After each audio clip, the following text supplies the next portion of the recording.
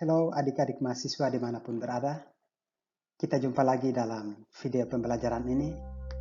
Dan dalam video pembelajaran kali ini kita akan sama-sama belajar tentang tumbuhan air tawar, khususnya tumbuhan eceng gondok, kebo, dan leutik. Saya akan menjelaskan untuk kita semua, karena itu silakan ikuti penjelasan selanjutnya. Ini adalah outline dari pembelajaran kita. Yang pertama kita akan belajar tentang klasifikasi dan morfologi tumbuhan eceng. Yang kedua kita akan belajar tentang habitat tumbuhan eceng. Yang ketiga kita akan belajar tentang dampak negatif dari tumbuhan eceng. Dan yang keempat kita akan belajar tentang manfaat dari tumbuhan eceng. Yang pertama, untuk eceng gondok atau dalam bahasa Latin disebut sebagai Eichhornia crucipes. Terkait dengan pengertian eceng gondok, atau ada sebagian masyarakat yang sering menyebutnya sebagai enceng gondok, ini merupakan tumbuhan air yang tumbuh di daerah rawa-rawa, danau, waduk, dan juga di sungai-sungai yang memiliki aliran air yang tenang. Jadi eceng gondok ini juga merupakan tumbuhan di wilayah perairan yang hidup terapung pada air yang dalam atau mengembangkan perakaran di dalam lumpur pada air yang dangkal. Jadi untuk tumbuhan eceng gondok ini sering ditemukan di daerah-daerah atau perairan yang dalam, itu biasanya hidup secara terapung, dan juga sering ditemukan juga di daerah atau perairan yang dangkal. Dan biasanya tumbuhan ini mengembangkan sistem perakarannya itu di dasar lumpur.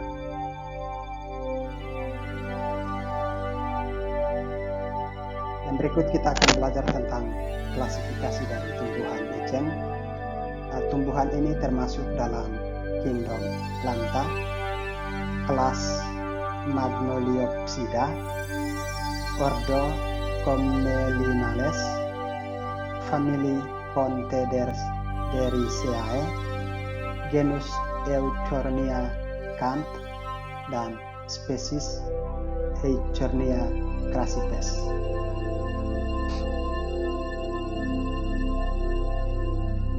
Ya, yang berikut kita akan belajar tentang morfologi dari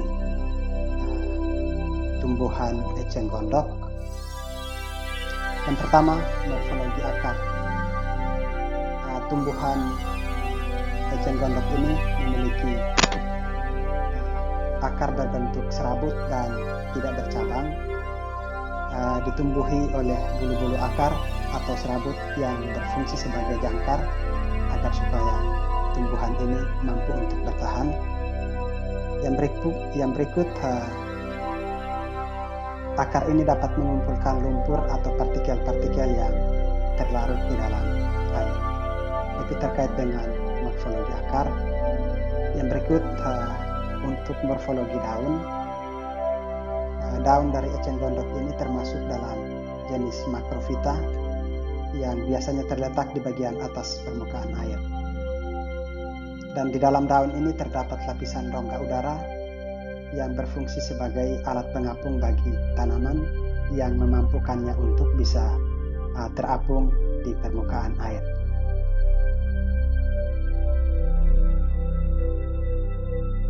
Yang berikut morfologi bunga. Bunga dari eceng gondok ini merupakan bunga majemuk dengan jumlah biasanya antara 6 sampai dengan 35. Bunganya berbentuk seperti karangan bulir dengan putik tunggal, dan bunga ini mempunyai tangkai dan warna mahkota lembayung muda. Itu bisa dilihat dalam gambar di samping kiri ini.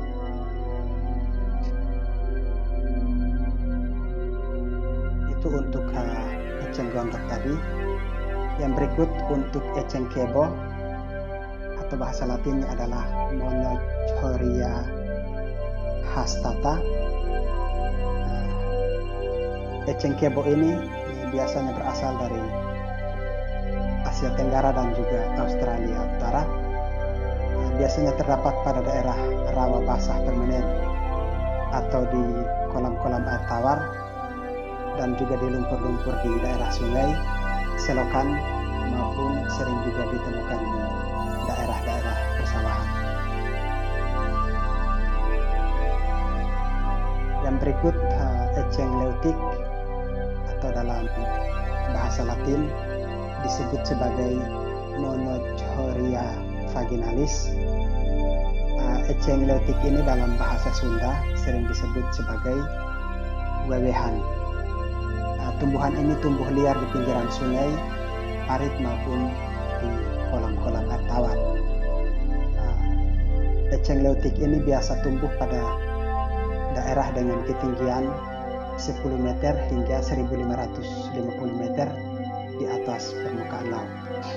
Itu berarti bahwa tumbuhan eceng leutik ini bisa juga ditemukan di daerah dataran tinggi yang dengan ketinggian itu bisa mencapai 1550 meter di atas permukaan laut. Ya.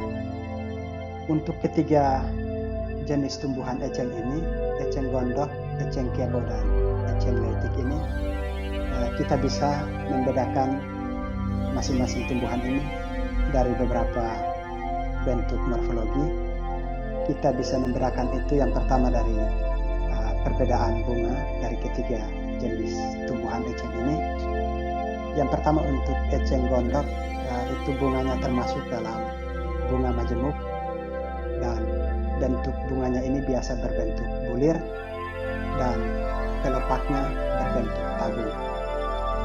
Sementara untuk eceng kebo, sistem perbungaannya berbentuk tandang dan biasanya terdiri atas 15 hingga 60. Untung bunga berwarna lembayung atau merah muda keunguan. Ya. Untuk eceng kebo ini,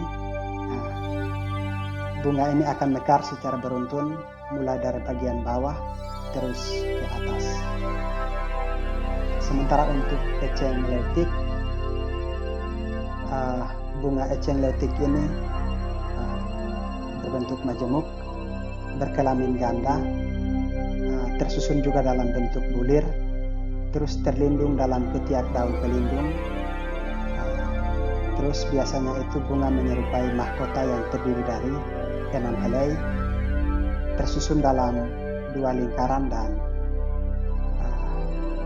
biasanya berwarna ungu.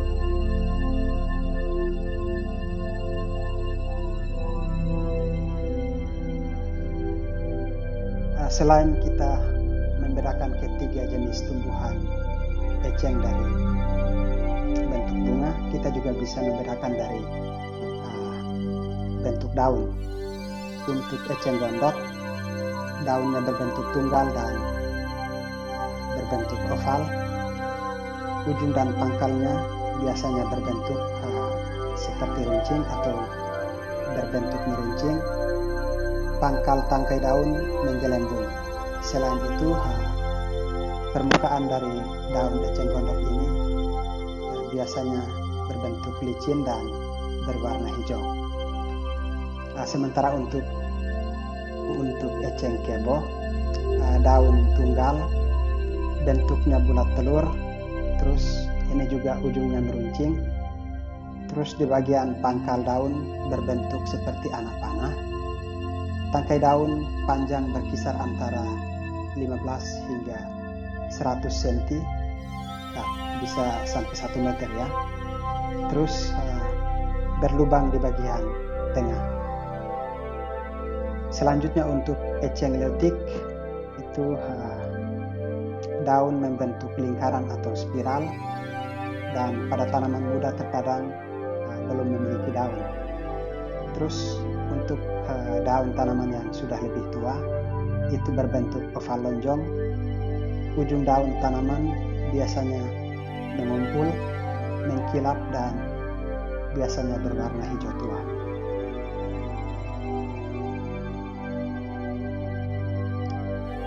Selain itu kita juga bisa membedakannya dari bentuk biji.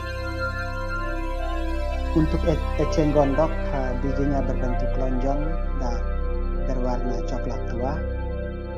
Sementara untuk eceng kebo, bijinya berbentuk oval dan berwarna coklat muda. Sementara untuk tumbuhan eceng leutik, ini bijinya bulat, berusut membujur, keras, dan berwarna coklat kehitaman. Selanjutnya, perbedaan batang. Untuk eceng gondok, kebanyakan itu tidak mempunyai batang. Kalau untuk eceng kebo, batangnya tegak dan tumbuh secara horizontal atau melintang. Sementara untuk eceng leutik ini, batangnya semu, terus bentuk batangnya pendek dan merupakan pelekatan pelepah daun, serta batangnya ini berwarna hijau. Selanjutnya, perbedaan akar. Untuk eceng gondok ini, sistem perakarannya adalah berbentuk serabut dan tidak bercabang. Eceng gondok memiliki akar-akar yang memiliki tudung dan biasanya disebut sebagai tudung akar. Sementara untuk eceng kebo ini memiliki akar serabut dan biasanya itu akarnya bercabang. Sementara untuk eceng leutik memiliki akar serabut dan juga bercabang.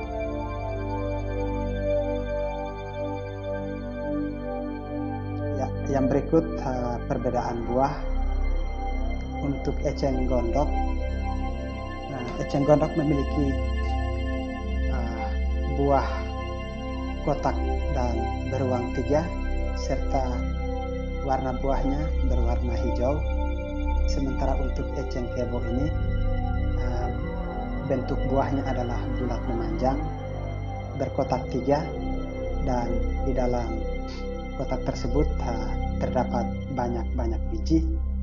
Sementara untuk eceng leutik sendiri, eceng leutik ini memiliki buah yang sama persis dengan buah yang dimiliki oleh eceng kebo. Selanjutnya adik-adik sekalian, kita akan belajar tentang habitat dari tumbuhan eceng, khususnya eceng gondok ini biasanya tumbuh di tanah basah ataupun rawa-rawa dan juga di kolam-kolam tangga. Selain itu sering juga ditemukan di perairan dengan aliran yang lambat atau di daerah-daerah danau dan juga tempat di muara-muara sungai. Ya, eceng gondok ini punya satu kelebihan adik-adik, yaitu dia sanggup beradaptasi dengan perubahan yang cukup ekstrim, mulai dari ketinggian air, perubahan ketersediaan nutrien, ataupun perubahan kualitas air seperti pH, arus air, sampai dengan temperatur, dan juga punya kemampuan untuk menetralisir racun-racun dalam perairan. Yang berikut ini adalah dampak negatif dari eceng gondok. Di sini bisa dilihat dalam gambar ini di mana eceng gondok sudah tumbuh dalam jumlah yang sangat banyak, hampir memenuhi sebagian dari waduk ini, sehingga kita lihat bahwa air dalam waduk ini sudah mulai berkurang. Jadi dampak negatif dari eceng gondok ini sering dianggap sebagai tanaman gulma yang mengganggu karena pertumbuhannya yang cukup cepat.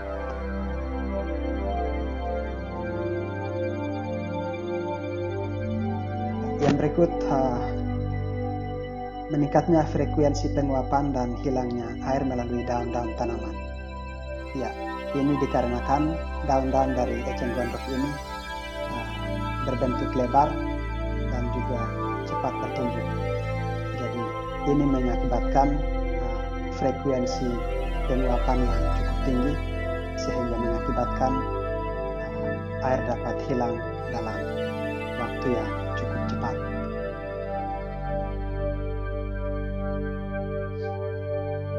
Ya, dampak negatif yang berikut adalah terjadi penurunan jumlah cahaya atau penetrasi cahaya matahari yang masuk ke dalam perairan. Ya, karena pertumbuhannya yang sangat cepat, ini biasanya eceng gondok ini bisa saja memenuhi bagian permukaan air sehingga sinar matahari atau cahaya matahari yang mau masuk ke dalam perairan itu cukup terhambat. Nah, jika terjadi demikian maka ini akan mengakibatkan terhambatnya proses yang terjadi dalam perairan, dan ini bisa mengakibatkan penurunan konsentrasi oksigen terlarut di dalam perairan. Jadi perairan di mana terdapat eceng gondok yang sangat berlebihan, biasanya konsentrasi oksigen terlarut dalam perairan ini biasanya mengalami penurunan. Selain itu, dampak negatif dari eceng gondok ini, tumbuhan eceng gondok yang sudah mati itu akan tenggelam ke dasar perairan. Nah, eceng gondok yang mati dan tenggelam ke dasar perairan ini juga akan mempercepat proses pendangkalan air.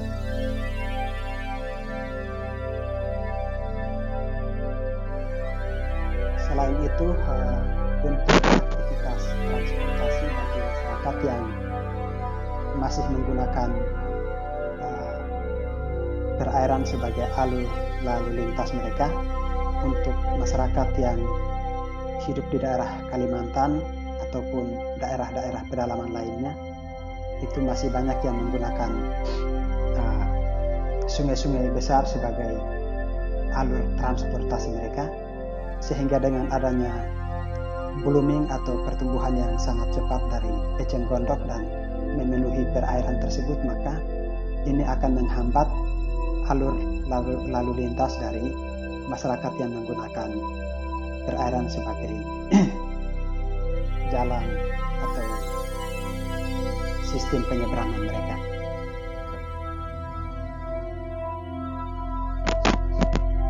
Yang berikut, selain masalah-masalah tersebut, dari sisi estetika ini juga akan menurunkan nilai estetika dari lingkungan perairan. Jadi, walaupun eceng gondok ini dari sisi lain kalau memiliki bunga-bunga yang cukup indah untuk dilihat, tetapi kalau sudah dalam jumlah yang sangat banyak, ini bisa saja nilai estetikanya itu menjadi hilang dan akan tidak enak kalau kita lihat dalam jumlah yang sangat banyak. Nah, karena memiliki banyak dampak negatif, sehingga tumbuhan atau tanaman eceng gondok ini mau tidak mau harus dilakukan penanggulangan, pencegahan agar supaya tidak terlalu banyak berada di perairan. Untuk itu beberapa cara untuk penanggulangan dari eceng gondok. Yang pertama, bisa menggunakan herbisida. Jadi herbisida atau penyiang gulma atau senyawa-senyawa yang bisa ditaburkan ke lahan pertanian, ini juga bisa digunakan untuk menekan pertumbuhan gulma. Namun hal ini saat sekarang ini sudah sangat tidak disarankan, karena penggunaan obat-obatan dari pertanian ini bisa juga menimbulkan masalah lain, yaitu menimbulkan pencemaran air. Sehingga penanggulangan eceng gondok menggunakan herbisida ini biasa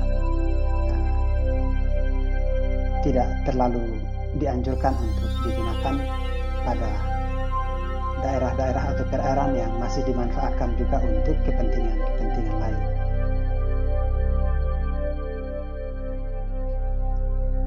Yang berikut, eceng gondok ini bisa dihilangkan dengan cara memasukkan ikan-ikan predator agar supaya mereka bisa memanfaatkan eceng gondok ini sebagai makanannya.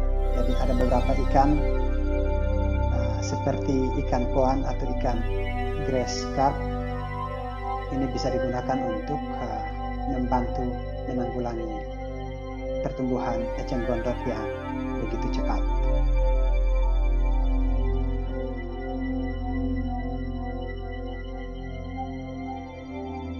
Ya, yang berikut bisa juga memanfaatkan eceng gondok ini sebagai bahan-bahan produk yang bisa bermanfaat untuk kepentingan lain. Misalnya bisa digunakan untuk pupuk dan sebagainya. Selain itu, bisa juga menghilangkannya dengan membuang langsung eceng gondok ini dari lingkungan perairan. Selain dampak negatif yang telah saya uraikan sebelumnya, pada sisi yang lain ternyata eceng gondok ini juga punya manfaat yang positif yang bisa dimanfaatkan oleh manusia. Meskipun dianggap sebagai tanaman pengganggu, tetapi eceng gondok ini punya manfaat yang positif, khusus di bidang kesehatan, bisa dijadikan sebagai pembersih polutan dan juga manfaat lainnya.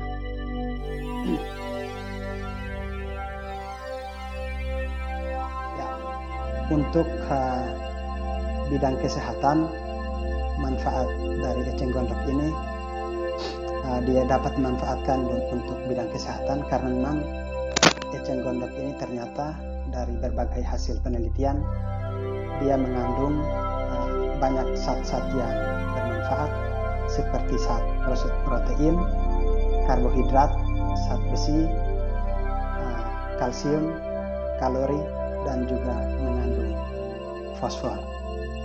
Itu beberapa kandungan yang dimiliki oleh eceng gondok sehingga bisa dimanfaatkan dalam bidang kesehatan.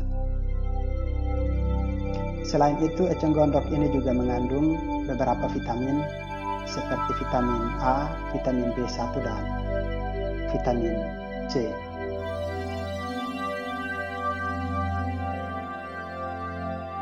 Yang berikut, eceng gondok ini juga mampu untuk menyembuhkan gangguan buang air kecil yang disebabkan oleh penyumbatan sel-sel tertentu. Selain itu bisa digunakan untuk mengobati gangguan panas tenggorokan.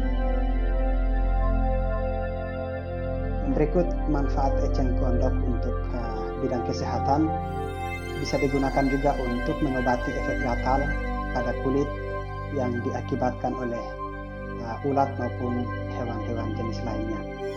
Selain itu bisa juga digunakan untuk mengatasi atau mengobati bisul.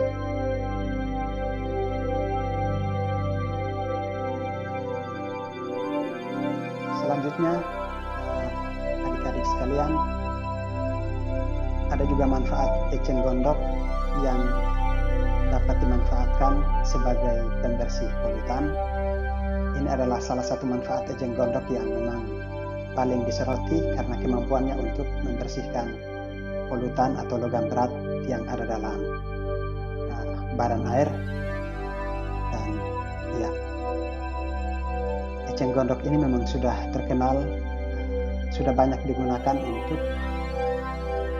membersihkan logam berat dalam perairan. Ini menurut hasil penelitian, eceng gondok mampu untuk menyerap logam berat ya, logam kadmium CD sebesar 1,35 mg per gram, merkuri 1,77 mg per gram, dan nikel 1,3 16 mg per gram bila logam tersebut tidak bercampur. Yang berikut, eceng gondok ini juga sanggup menyerap logam berat CD sebanyak 1,23 mg per gram, Hg 1,88 mg per gram, dan Ni 1,35 mg per gram berat kering bila bercampur dengan unsur-unsur lain. Selain itu, logam berat krom atau Cr ini juga dapat diserap oleh eceng gondok secara maksimal pada pH 7.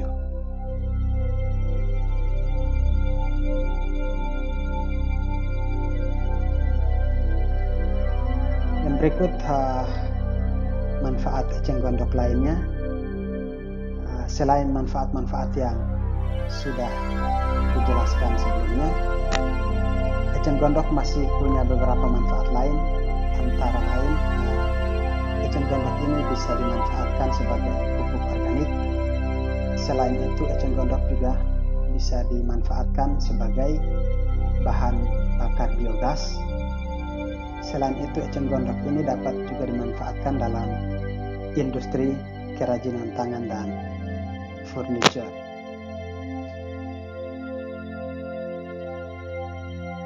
Ya, selain itu eceng gondok ini juga bisa dimanfaatkan sebagai pakan bagi ternak ikan-ikan peliharaan seperti ikan nila, ikan lele, dan juga bisa dimanfaatkan sebagai pakan bagi bebek, itik maupun kambing. Ya, saya kira demikian penjelasan dari tumbuhan eceng yang bisa saya sampaikan kepada adik-adik sekalian pada kesempatan ini. Semoga bermanfaat bagi kita semua, dan terima kasih untuk adik-adik yang sudah menonton video pembelajaran ini. Kiranya dapat bermanfaat bagi adik-adik sekalian, dan saya akhiri penyampaian ini. Kita jumpa lagi pada kesempatan-kesempatan mendatang. Terima kasih dan salam sejahtera bagi kita semua.